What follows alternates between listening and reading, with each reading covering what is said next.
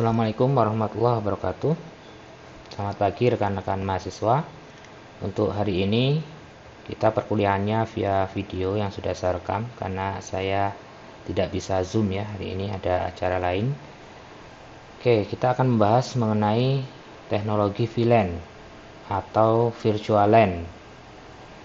Kalau kita kemarin sudah membahas mengenai apa itu LAN, Local Area Network. Jadi suatu jaringan yang umumnya tidak terkoneksi dengan internet yang digunakan untuk menghubungkan antara satu network device, biasanya komputer, dengan network device lain, dengan komputer lain atau printer atau VoIP phone dan sebagainya yang masih dalam satu network. Oke, ini adalah contoh jaringan LAN yang sederhana di mana hanya ada satu switch, kemudian beberapa komputer yang semua terhubung dengan switch tersebut. Jadi ini topologinya topologi start. Switchnya di tengah sebagai konsentrator. Jadi dalam kondisi ini semua komputer ini ada dalam satu subnet, atau mereka IP address-nya tidak boleh beda subnet, satu subnet, semua saling terhubung menggunakan switch di layer 2. Jadi tidak boleh berbeda network karena masih dalam lingkup layer 2. Itu satu network broadcast di sini. Nah, kemudian jika kita melakukan ekspansi networknya kita lebarkan, ada beberapa komputer yang ingin join dalam network yang sama, tentunya kita pasang lagi switch baru, kemudian komputer tersebut semuanya terkoneksi dengan switch baru, switch dengan switch kita koneksikan juga. Nah, ini masih dalam satu network yang sama, satu network broadcast.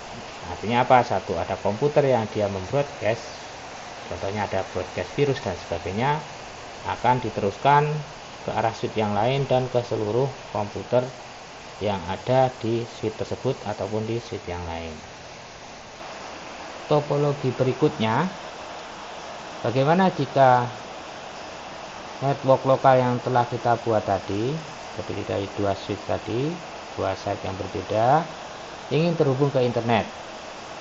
Nah, tentunya ketika sebuah network ingin terhubung dengan network lain, itu harus melibatkan network device di layer 3, yaitu router. Jadi kita pasang router, ini boleh di site A ataupun site B, sama saja karena sudah terhubung. Kemudian bisa terkoneksi ke internet, karena internet ini adalah network lain, network ISP kita. Jadi subnetnya atau IP address-nya akan berbeda dengan yang ada di lokal kita. Nah, berikutnya, bagaimana jika site A dan site B ini ingin memiliki network yang berbeda atau beda segmen? Tentunya network ini harus dipisahkan oleh router. Jadi switch dengan switch ini tidak boleh disambung langsung, harus melibatkan router di tengahnya. Nah, ini bisa menggunakan router yang sama untuk koneksi ke internet. Jadi router di sini digunakan untuk interkoneksi atau memisahkan antara network. Ada 3 network di sini, network yang merah site A, network yang biru site B, dan network yang hitam ke internet. Nah, jadi di sini fungsinya satu switch digunakan oleh satu segmen network atau satu subnet. Nah, berikutnya, bagaimana ketika set A ini ingin dua buah network yang berbeda, set B juga ingin dua buah network yang berbeda, akan tetapi inginnya network yang berbeda site tersebut masih bisa berhubungan. Nah, contohnya di sini untuk network atau device-device yang connect ke yang biru ini bisa berhubungan dengan yang biru, yang merah laptop-laptopnya atau network device yang terkoneksi bisa terkoneksi dengan yang merah. Nah, ini biasanya desain kalau di kampus, contohnya di Polines misalkan kan gedung A dan gedung B, atau sekolah A dan sekolah B, itu pinginnya ada network sendiri yang khusus untuk dosen, itu terkoneksi dengan network dosen. Kemudian ada network khusus mahasiswa terkoneksi dengan network dengan mahasiswa. Nah, tentunya kita membutuhkan dua kabel di sini antara gedung A dan gedung B. Kita tarik kabel untuk mengkoneksikan antara networknya mahasiswa, kemudian satu kabel lagi digunakan untuk mengkoneksikan networknya dosen. Nah, kalau untuk yang interkoneksi antara network biru dan merah, dosen dan mahasiswa jika ingin saling berkomunikasi boleh, karena beda network boleh, asal menggunakan router. Jadi akan melewati router di sini. Nah, jadi butuh tambahan switch. Kalau tadi hanya cukup 2 switch saja, ketika ingin lebih kompleks butuh tambahan switch, tambah lagi 2 switch. Oke.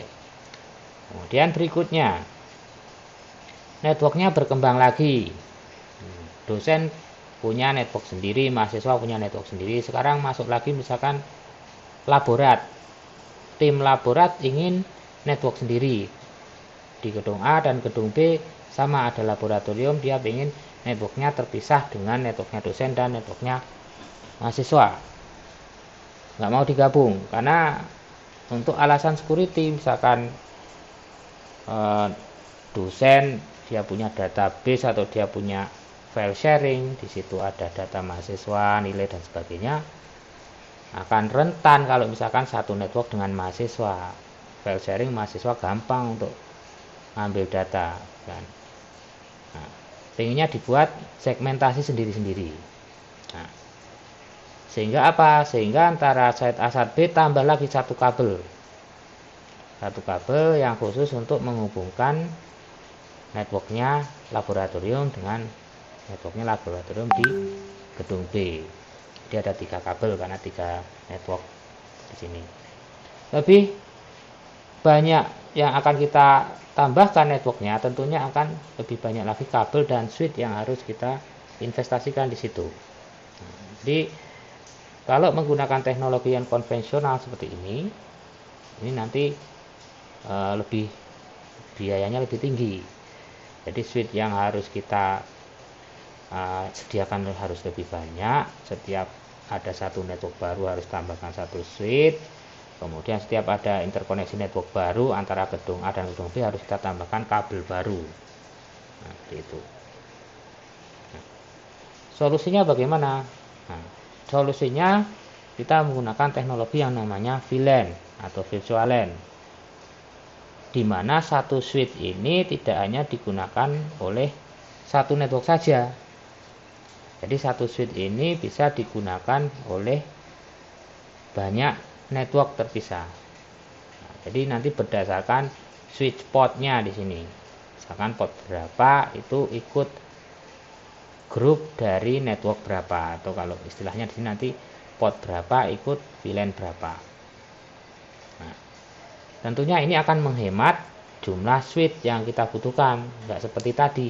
Ini ada 3 buah subnet group di sini kan. Nah, tadi mahasiswa, dosen dan laboratorium semua bisa nyolok ke dalam satu switch. Tidak perlu lagi membelikan switch yang baru. Misalkan laboratoriumnya hanya 1 orang tapi kita belikan switch yang 8 port atau switch yang 16 port. Nah, tentunya akan pemborosan namanya. Jadi save money, save space juga. Misalkan kita tidak perlu menaruh banyak switch dalam rak. Di situ rak server kan, rak servernya sudah penuh, tidak perlu ditambahin switch lagi, tambahin switch lagi. Nah, cuman kekurangannya di sini nanti kita membutuhkan konfigurasi. Nah, jadi di switch ini kita tambahkan konfigurasi untuk VLAN. Beda dengan yang teknologi konvensional ini tanpa VLAN. Nah, ini lebih cenderung kita narik kabel, nambah switch, tapi kita tidak mengkonfig switchnya. Bahkan ini bisa menggunakan switch yang murah dan istilahnya dalam tanda kutip switch bodoh, non manageable switch. Switchnya tidak perlu di remote, tidak perlu dikonfig, langsung kita nyalakan, langsung kita bisa tancap kabelnya, langsung terkoneksi. Nah, gampang, tapi ini switchnya bodoh. Karena apa? Karena dia hanya bisa digunakan untuk satu jaringan subnet saja atau satu network broadcast saja. Nah, yang kita gunakan agar lebih efisien, kita menggunakan teknologi VLAN sini. Hanya satu kabel saja untuk interkoneksi antara gedung A gedung B, cukup satu kabel saja. Sini bisa pakai medianya, bisa pakai kabel UTP, fiber optik, bahkan bisa pakai wireless. Kalau layer satunya bebas. Cuma nanti di layer 2 ini ada konfigurasi khusus. Nah, kalau tanpa VLAN jadinya ini banyak switch, ada banyak tambahan kabel. Kalau dengan VLAN cukup 2 switch saja, kabelnya interkoneksinya cukup satu saja. Nah, kabel yang menghubungkan antara switch dengan switch ini dinamakan terang line, kemudian portnya nanti dinamakan terang port. Sedangkan port yang menuju ke arah end user atau end device ini dinamakan access port. Nah, ini ada keterangannya di sini. Jadi VLAN ini adalah fitur di layer 2, jadi yang kita config nanti adalah switch. Kemudian melakukan virtual segmentation, jadi segmentasi secara virtual di dalam satu switching, dalam satu physical switch. Nah, kemudian bisa di extend ke switch yang lainnya, menggunakan terang. Nah, kemudian apa yang terjadi di dalam pengiriman data atau logical linknya, apa yang terjadi di situ. Nah, di sini akan ada penambahan header di sini pada frame yang lewat. Nah, kenapa ini dinamakan frame? Nah, kalau kita balik lagi ke OSI layer 7, unit data di layer 2 itu dinamakan frame. Kalau frame pengalamannya menggunakan MAC address, source address dan destination MAC address. Kalau di layer 3 itu pengalamannya menggunakan IP address, network device-nya menggunakan router. Nah, jadi di sini nanti yang dimodifikasi adalah frame. Jadi frame pertama-tama itu dikirim oleh laptop, misalkan di sini laptop yang ujung, dikirim menuju ke arah switch. Nah, ini framenya ada di sini, yang atas ini. Size-nya maksimumnya atau disebut juga MTU, biasanya maksimum transfer unit. Ukurannya adalah 1500 byte, jadi panjangnya maksimum 1500 byte satu frame. Jadi kalau kita mengirimkan 1 mega file saja, 1 mega file saja itu terdiri dari banyak sekali frame. Jadi setiap frame dikirim, nah ukurannya 1500 byte maksimum. Jadi ada preamble ini bit untuk mengidentifikasi mulai dikirimnya suatu frame. Kemudian ada destination MAC address, source MAC address. Nah, destination MAC address ini tujuan dari frame. Source MAC address adalah sumbernya, alamatnya. Semua menggunakan MAC address layer 2. Kemudian tipe Ethernetnya, kemudian data. Nah, ini data biasanya lebih panjang ukurannya. Di sini tidak digambarkan secara lengkap ya. Jadi data ini biasanya ada yang panjang banget, ada yang agak pendek, ada yang pendek sekali, tergantung dari ini MTU-nya pas dikirim. Jadi maksimumnya panjangnya keseluruhan tidak boleh lebih dari 1500 byte. Nah, begitu frame itu masuk ke switch. Nah, kalau frame itu ingin disampaikan ke komputer lain yang masih dalam satu VLAN di switch yang sama, itu tidak mengalami modifikasi. Nah, MAC address-nya langsung akan dibaca, kemudian akan dikirimkan ke MAC address tujuan. Nah, tapi kalau destination MAC address-nya itu ada di switch yang lain, nah, maka akan melewati terang. Nah, ketika frame tersebut melewati terang, akan ditambahkan header. Nah, di sini kodenya adalah 802 .1q atau disebut encapsulation.1q. Ini standarisasinya untuk VLAN ya. Akan ditambahkan header 802.1q. Headernya besarnya berapa byte? Besarnya adalah 4 byte. Nah, ini nanti pengaruhnya terhadap jumlah VLAN yang bisa kita create. Jumlah VLAN yang bisa kita create itu terbatas sampai 4095. Jadi 4095 VLAN yang bisa kita create. Ini rumusnya ada di 2 pangkat. Nah, 2 pangkat byte-nya ada di sini. Nah, jadi begitu masuk ke terang ditambahkan header. Gunanya untuk apa? Untuk identifikasi bahwa frame tersebut membernya VLAN berapa. Karena di sini ada 2 VLAN. Jadi VLAN yang merah VLAN 10, VLAN yang biru VLAN 20. Merah dan biru ini sama-sama lewat terang misalkan. Ini akan diidentifikasi. Oh, merah ini VLAN 10, biru VLAN 20. Nah, identifikasinya ada di sini, tandanya di tag di headernya. Nah, ketika sampai ke switch tujuan, ke port di sini terangnya yang tujuan, switch tujuan.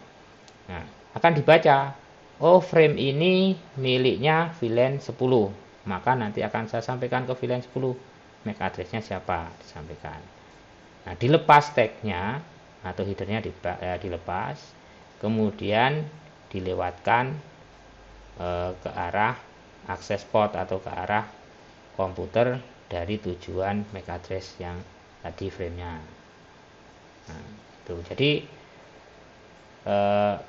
begitu pas keluar dari laptop atau komputer itu MTU-nya atau size-nya frame-nya itu maksimum 1500. Ketika masuk terang 1504, keluar lagi ini 1500 lagi.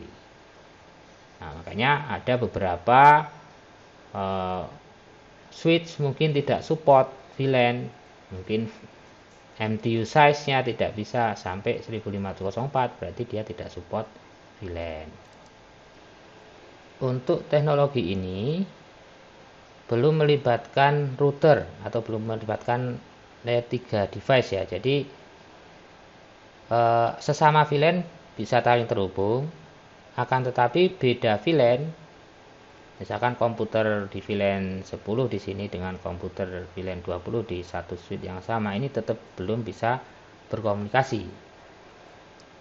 Karena masih ada di layer 2, tidak ada network device yang menjembatani antar subnet. Nah, jadi kalau kita menginginkan antar VLAN bisa saling berkomunikasi, kemudian kita bisa juga buat firewall untuk mengatur komunikasi antara siapa di VLAN 10 dan siapa di VLAN 20 yang bisa berkomunikasi. Jadi kita tetap melakukan pembatasan. Nah, semua harus terhubung dulu ke router.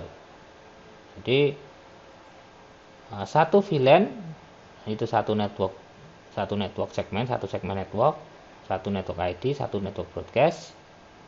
Nah, ketika kita ingin terkoneksi dengan VLAN lainnya, tentunya dengan network lainnya, ini kita tambahkan router dan masing-masing VLAN ini harus dihubungkan ke dalam router. Nah, kemudian nanti router ini diberi IP, di VLAN 10 diberi IP, di VLAN 20 nih portnya ini kan diberikan IP. Nah, IP tersebut adalah digunakan sebagai gateway dari seluruh komputer. Jadi artinya apa? Komputer di masing-masing VLAN jika ingin berhubungan dengan VLAN lainnya akan melewati router.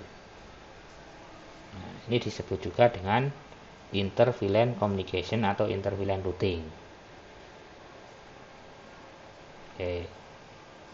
Nah, sekarang labnya kita buat sederhana. Di sini ada 2 buah switch. Ini misalkan switch 1 ini ada di side A atau gedung 1, gedung A. Yang switch 2 ada di gedung B. Kita punya satu kabel interkoneksi antara gedung A dengan gedung B. Ini cukup satu kabel saja, kita ingin menghubungkan 3 buah VLAN di sini.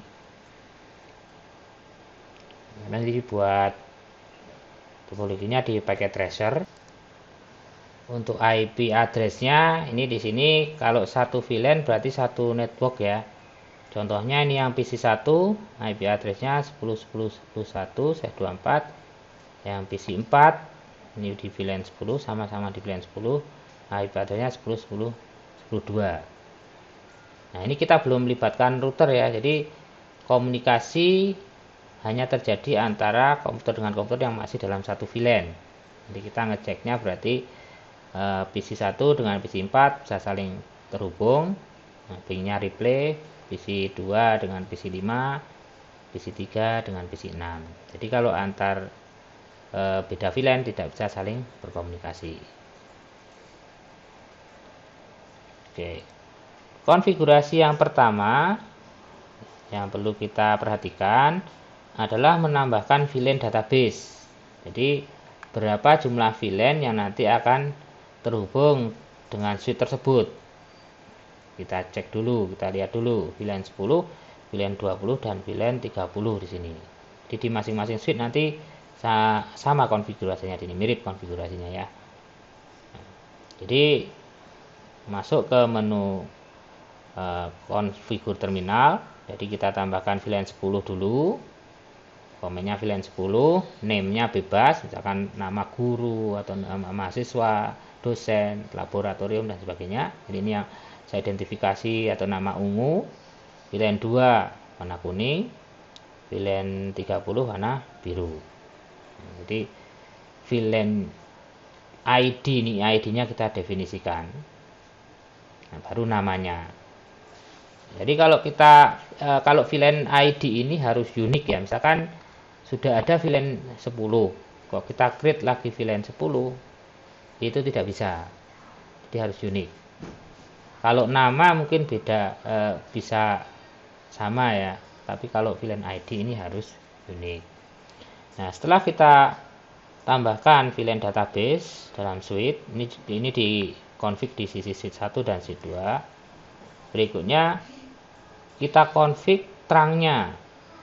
Dalam hal ini terangnya saya buat di interface gigabit 01 di sini. Gigabit 01. Kita konfigur interface gigabit 01. Kita definisikan switch spot-nya sebagai terang. Jadi komennya adalah switch spot mode terang. Nah, kalau yang nanti akses itu yang terhubung ke end device, ini kita definisikan switch spot mode akses. Nah, ini sudah kita definisikan switch spot mode terang.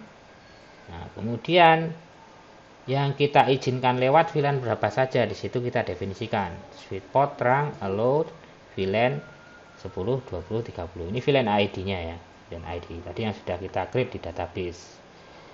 Oke. Jadi kalau kita belum create di database tapi kita tambahkan di sini, tetap nggak bisa. Jadi tetap harus kita create di database, kemudian kita allow di terang. Nah, kemudian untuk yang akses port, nah ini sesuai gambar di sini fast Ethernet 01, VLAN 10, fast Ethernet 02, VLAN 20, fast Ethernet 03, VLAN 30 dikonfig masing-masing. Ini yang ungu fast Ethernet 01 mode akses, switch port akses VLAN 10. Nah, berikutnya VLAN 20, yang terakhir VLAN 30. Nah, sudah selesai konfigurasi di switch. Nah, ini konfigurasinya ditambahkan di switch pertama dan di switch kedua. Nah, setelah itu IP address-nya di PC di set. Nah, IP address-nya di set. Untuk IP address di set ini tidak membutuhkan gateway ya.